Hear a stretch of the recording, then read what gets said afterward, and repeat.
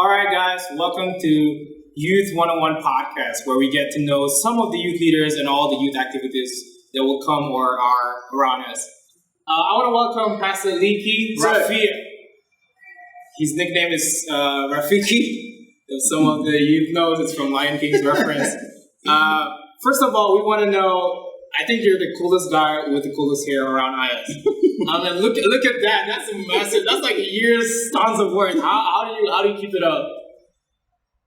How do I keep it? Yeah. How do you? I mean, did you cut it or did you raise it up when you were a boy, or how does it work? Well, I used to have bald head all the time, and if I don't have bald head, I go. So now I decided to go. Wow. I mean, youth is supposed to be cool, and you just fit and you slide right into it with that hair. Oh, thank you, sir. Thank you. Speaking of the youth, you're leading youth, and the youth always needs a role model. Now, saying this, who do you think is your role model in life? God. Yeah. And who do you think, your earthly role model, so to say? My dad and my mom. Mm-hmm. Talk about your dad and mom. How did they become role models to you? Well, my father, he was not a pastor. He was just like a deacon and elder in the church. Mm-hmm. And he served in the Second World War. He was a disciplined man. Yeah. So I watched him and how he related to my mom and how he related to me. And that is where I got most of what I have today. You mentioned about being disciplined. How do you say a disciplined man? How do you, does he spank you a lot or does he hit you a lot? How does discipline in this case means? He talks. He talks, and he helped me understand things, and sometimes he probably showed me the military way of disciplining. Oh, that means hitting you a lot. So you raised it. And I know that's the best that he knew, and I try to exemplify that when I grow up. Okay. So you talk about your dad. How does your mom become a role model for you? Mom was not an educated woman. Mm-hmm. She probably just reached elementary, but she was able to read and write. She raised two pastors, and an education director, and some educated people. And they wrote me letters. So some of those letters I still have them today. Wow. And as a matter of fact, I kept those letters. Wow, that's incredible. You have all those letters. This must be like ages ago. Yes. Written ages ago. What were those letters actually containing? Like, are they words of advice or sage inspiration? Yeah, see, my parents, both of them passed away more than 10 years ago. And these letters are dated back to the 90s. Wow, I was thinking. So, yeah. So, I would read letters and I would see Dad writing to me, encouraging me to be faithful in the Lord, to be in the work, to serve the Lord and serve people. And Mom also, she would tell me how to treat my wife and how to treat women. And if one of the advice that they advised me with is, they said, Liki, you have 3 sisters. And if you want, treat other girls the way you want other boys to treat your sister. So I tried my best to be a gentleman to them. Wow, so in other words, you are a gentleman in every way. Thank you. I think that works for you when you were still a young person. Being a gentleman and all, I could. Thank you. Can relate. You speak about your model and inspiration. Little did the youth know that we've been classmates for quite a while now, since the very first term of our school year. And we watched about this cultural integration of the Christian coming into the Fiji. Was it Fiji? Yeah, and I don't know, how did you learn about the Adventist message? How did you learn about the Advent message? Oh, well, my grandfather was one of those that converted when the missionaries set foot on my shop. And that makes me a third generation Adventist. So we kept, in our family, we have a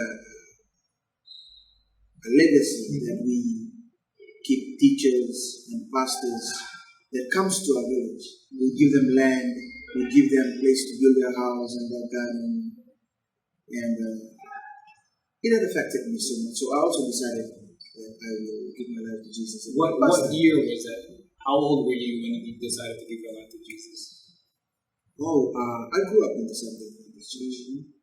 And I make some wrong choices. We all do in some way.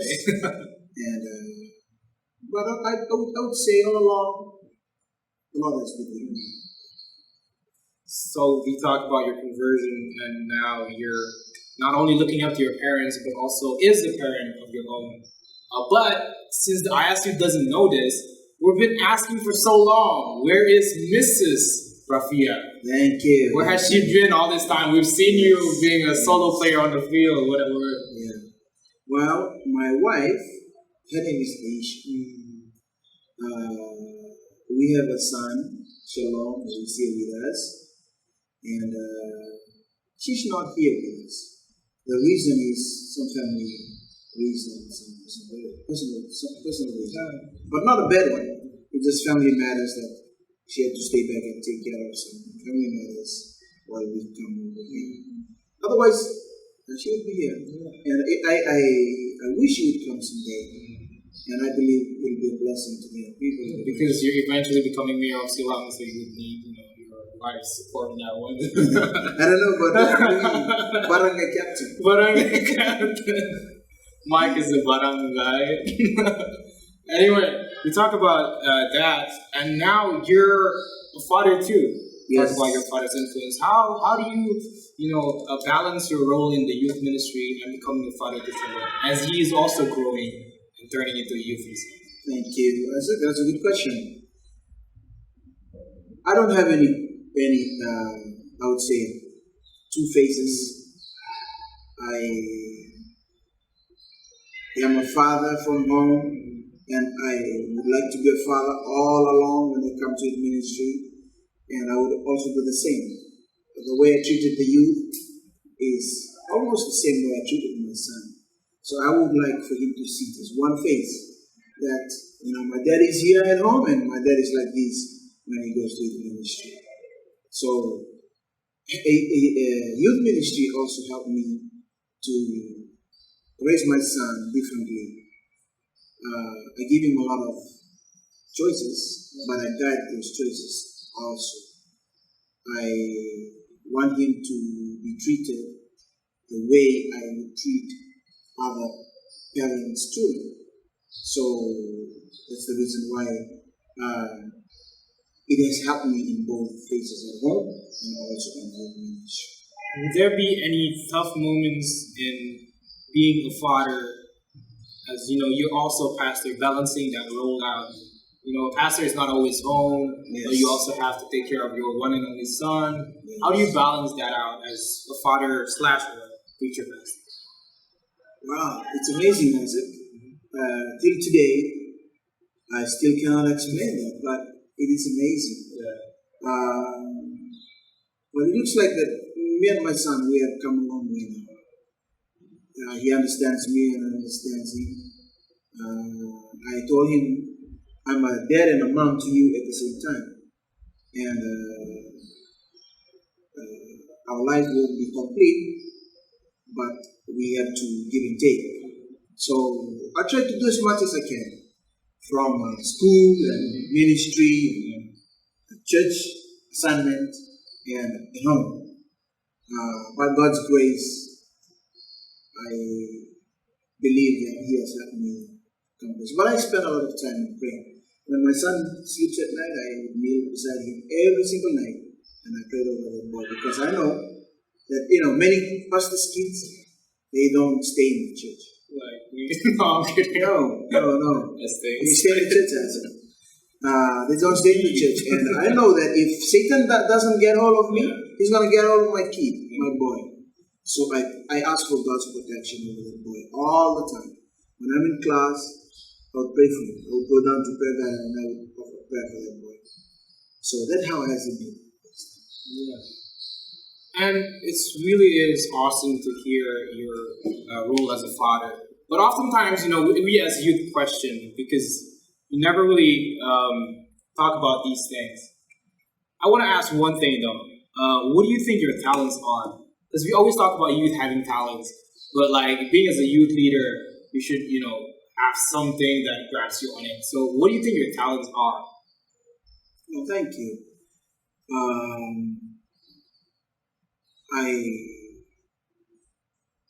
took a spiritual gift, I guess, and it's amazing. My gift turned out to be helping people and giving words of encouragement, and a few others along with pastoral work. But I also feel that the Lord has blessed me with the gift of working with young people, mentoring somebody to grow. As a matter of fact, when I was in seminary, I went and did my practicum. And when I was talking to a young man one night, I encouraged this young man to come to the seminary and take ministry. And we talked all the way to midnight and we prayed. And a year later, he followed me to ministry. And do you know who is the young man now? He's a Fiji mission president. Wow, the Fiji mission president? Yes. I mean, it's such an amazing story of how God can use us, each one of us, to witness. True. So, that is as inspiring as that story was. I bet your life story is even more inspiring than that. I heard that what you taught us this in Sabbath school, that you were at one time was convicted. That was your past. Yes. Tell us about that story. Well, it was just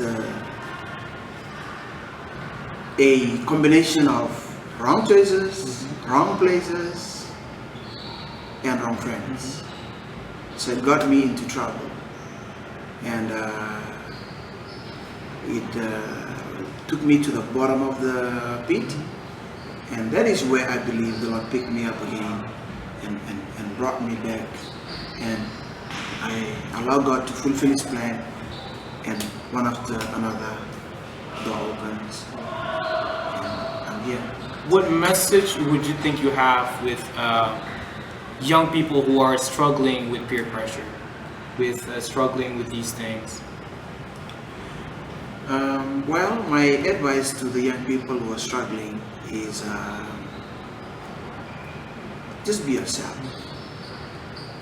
You will not be a macho man or a cool person. Mike is smiling. If you hang out with people and do the wrong people and do the wrong thing, you can be a cool person just by being by yourself in Jesus. And because you have some very unique stuff about yourself that God just made for you, that you can really shine out with it. So not get too big for God that you leave Him out of the equation. Always include God in everything that you do, big or small, right or wrong, up or down, dark or day. Just put God in the equation. You'll be fine. Amen. So for our last question of the day, if the youth are asking right now, what would your advice be to the youth about facing life's crisis in general? Thank you. No problem is too big that God can handle, and there is no situation that and circumstances that will happen that you and the Lord can handle them together. So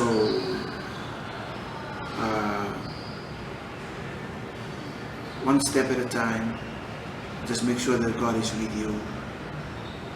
And the biggest challenge is, where would you put Jesus in the face of difficulty? Because sometimes God is out of our lives. And that's the biggest fear that I have now. My biggest fear, after going through all these things, the ups and downs of life, I have only one biggest fear: if the Lord leaves me. So if you are confident that God is with you, and that comes by a personal decision and a personal effort to be with the Lord all the time, you wouldn't have anything to fear of. But just make sure that God is with you. Okay, one more question though. This is kind Yes. of we left it out a bit. Talking about the youth ministry, we've been working at this for 2 years or some months. How do you feel working with people like William? How do you feel we were working with people with this group of youth leaders, and how were they able to either support you or, in any case, how do you react to these people that are work with you? I believe that we have a great team, and this is one of the time in my career as working with the youth that I have young people who are so sharp, so inspired. They are ready to jump off the cliff if they are told to. They can do anything, good or bad, but they chose to dedicate life and time for Jesus. So working with William, I have even learned a lot of things, and also for you, Isaac. I remember the day when I asked you in class, Isaac, can you put up a team for the youth? I hope you didn't regret that day. No, I did not. Not yet. I never regretted it, and I will do it again if I have to. Amen. So Amen. you rally the team together, and we get things started from then up till today. So you have taught me a lot. William have taught me a lot. Michael have also done that, and everybody in the youth, Yeah. especially the youth team that we have. This is a great team. I would say I never regret working with you guys. So would you have any last message for the youth out there who are watching this podcast right now? Thank you. Well, young people of AIIAS, God is looking for young men and young women that He can use, and we can stand up and say, "Here, my Lord, send me and use me." And God can use you in any little way that you are willing to be used in. Whether to write a letter, do a phone call, or to say a word of encouragement, a hug, a smile, a t-shirt, a cup of water, anything, God can use you. And we serve a great God. He's a powerful God. It looks like He doesn't have a problem. But I feel that God is looking for somebody that He's going to send to make a difference in somebody else's life. All right, Pastor Eliki, thank you Sir, for coming. it's a pleasure. Yeah, all right. Thank you. I hope we did well.